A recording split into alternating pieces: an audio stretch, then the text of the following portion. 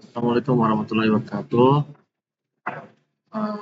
Perkenalkan, kami dari Kelompok 4. Kali ini kami akan mempresentasikan hasil proyek ujian akhir semester dengan judul Aplikasi Reservasi Pinjaman Buku Perpustakaan berbasis arsitektur klien server atau bisa dibilang SR version. Nah, di sini saya Rainer sebagai moderator dan juga sekaligus pemateri kedua yang akan menjelaskan tentang database, dan teman saya Gasi sebagai pemateri pertama tentang yang akan menjelaskan tentang arsitektur antarmuka dan juga demonstrasi berjalannya aplikasi. Kepada teman saya Gasi, dipersilakan.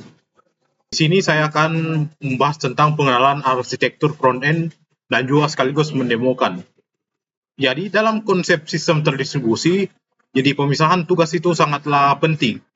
Jadi untuk memisahkan presentation layer dari logika backend, kami di sini membangun sisi klien menggunakan React.js dengan build tool Vite. Jadi pemilihan framework ini React.js, di sini dia bisa membuat klien beroperasi secara mandiri atau single page application. Jadi di sini dia ini tunggu login dulu.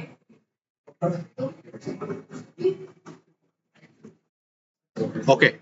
Jadi di sini ini jadi dia akan mengolah datanya langsung di sisi browser pengguna, sehingga beban server menjadi jauh lebih ringan. Secara desain kami mengusung langsung antarmuka UI UX yang modern berbasis glass morphism. Jadi bisa dilihat dari elemen-elemen panel yang semi transparan. Jadi berikut adalah bisa lihat fitur-fitur bukunya dengan cara begini. Jadi ketika pengguna ini menyorot salah satu buku, front-end ini akan menampilkan tooltip dinamis berisi 11 parameter. Spesifikasi dari backend seperti Illustrator, ISBN, penerbit hingga tahun terbit. Jadi di sini fitur rating. Jadi fitur rating ini bukan juga statis, jadi melainkan akan dirender secara akurat berdasarkan perhitungan desimal. Oke. Sekarang kita akan bahas kategorinya. Jadi contohnya ini.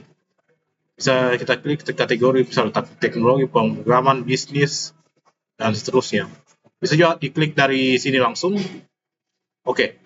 Sekarang jadi bagaimana klien berkomunikasi dengan server? Jadi klien di sini berinteraksi arsitektur RESTful API menggunakan protokol HTTP. Jadi saat kita mengklik tombol kategori atau mengetik tombol search di sini, React.js mengirim request secara asinkronus ke API Express.js di server. Jadi server merespon dalam format JSON, jadi format pertukaran data standar dalam sistem distribusi modern. Jadi berkat REST API, frontend kami mampu memproses pencarian secara real time tanpa perlu membuat ulang seluruh halaman web. Jadi untuk selanjutnya mengenai bagaimana server dan database menangan data ini, saya kembalikan kepada Rainer. Baik, terima kasih kepada Saudara Gasi. Saya akan lanjut menjelaskan bagian database-nya. Nah, di sini kita akan menjelaskan tentang untuk database-nya. Untuk sisi server API, kami membangunnya dengan lingkungan runtime atau dengan JS dan framework Express.js. Server ini bertindak sebagai jembatan logika pusat atau bisa dibilang centralized logic hub yang melayani permintaan dari berbagai lokasi klien secara terdistribusi. Lalu untuk lapis penyimpanan storage first layer, kami menggunakan MySQL sebagai database management system atau bisa dibilang DBMS relational yang berjalan di atas local server Laragon. Nah, kenapa kami memilih MySQL? Data ACID property sangatlah vital. Nah, di sini kita akan masuk ke dalam contoh peminjamannya. Misal kita pilih ini buku, baru kita lihat ke database-nya. Ini dia, ada books, reservation, user.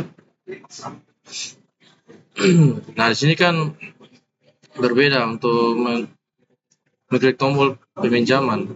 Nah, secara bersama pada buku yang stoknya sisa 1, sistem kami harus bisa menangani hal secara konsisten. Lalu,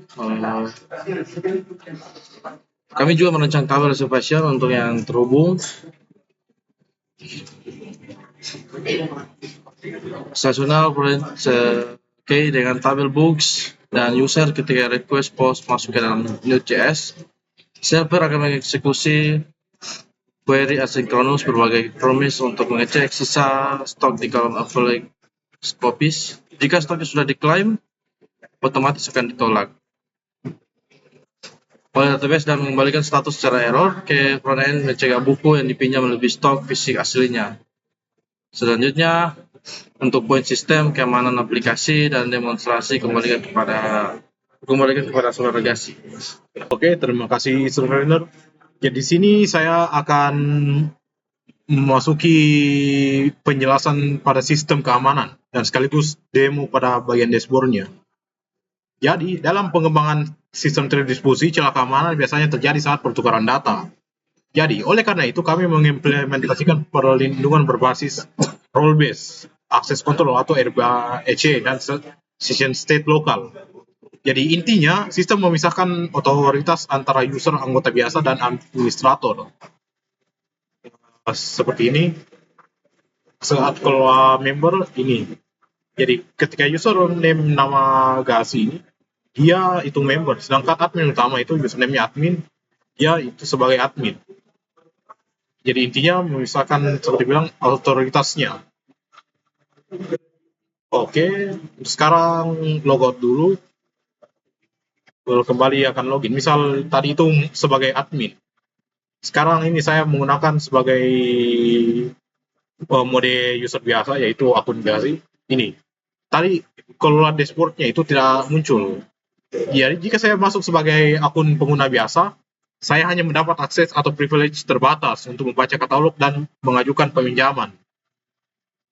Lalu ketika saya coba seperti ini sebagai admin, segini halaman awalnya.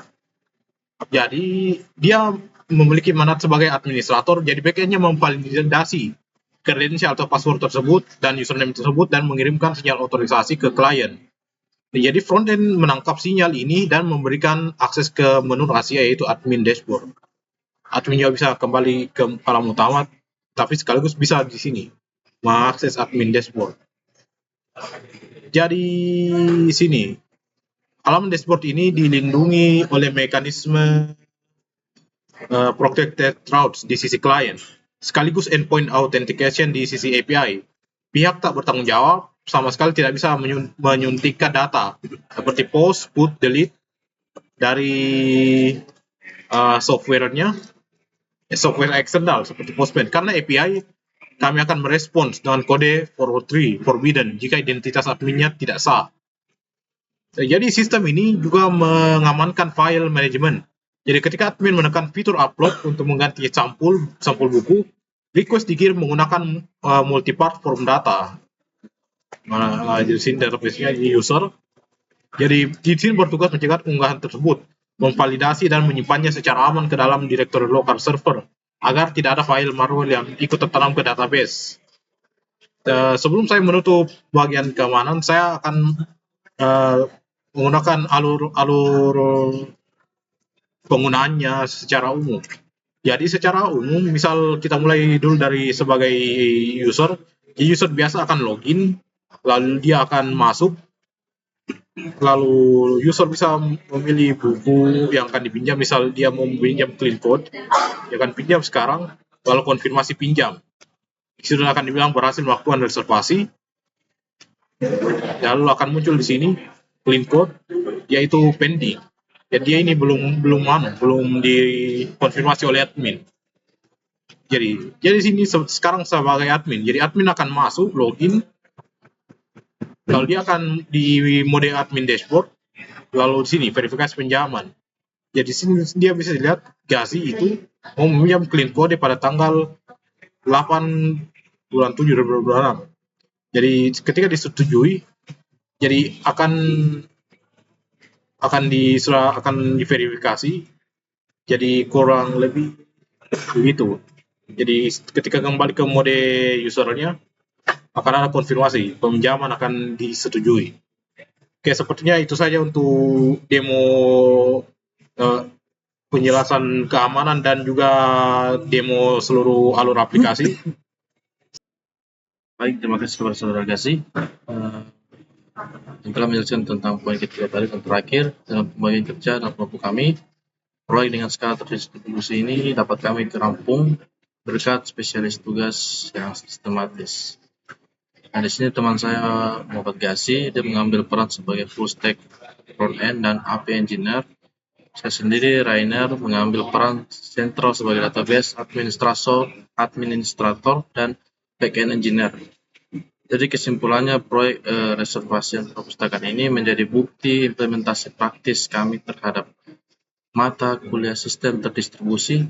Kami berhasil mendemonstrasikan bagaimana aplikasi yang terdistribusi antara lapisan data, yaitu MySQL, lapisan logika, Express.js, dan lapisan presentasi React.js dapat saling berkomunikasi via protokol HTTP secara aman dan cepat.